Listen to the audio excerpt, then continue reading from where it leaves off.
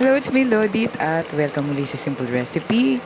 At today, ang lulutuin ko ngayon ay sarsyadong dalagang bukid. Yan. Kasi ano, masarap siya, tsaka kabagay, madali lang siyang lutuin. Dahil ilan lang yung mga ingredients niya.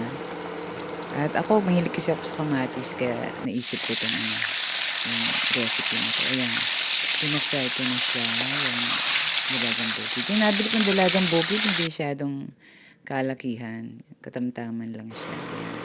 Then, prepare tayo ng pang. Lagyan natin ng mantika at igisa natin yung bawang.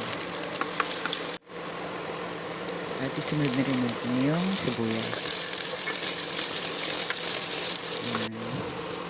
At siyempre yung kamatis. Lagyan natin. Ginamit kong kamatis dito, hindi masyadong malaki. Siguro mga small size lang siya. Tapos 10 pieces yung gamit ko. Luluin lang natin ng ganyan para maano siya katas na. Tapos maglagay tayo ng tubig para dun sa sabaw. Lagyan natin ng asin. At medyo pakuloyin lang natin ng konti at ilagay natin yung egg. Yung egg pala, bali ang ginawa ko dito, medyo nilagyan ako ng konting tubig yung egg. Isang pirasong egg lang yung ginamit ko. Yan.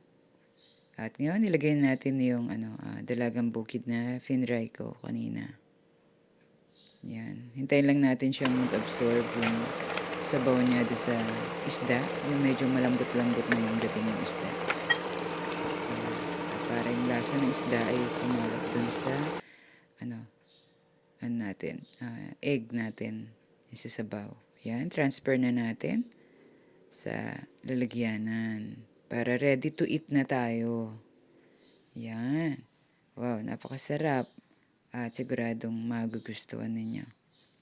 Maraming salamat sa panonood at ingat kayong lagi at God bless everyone.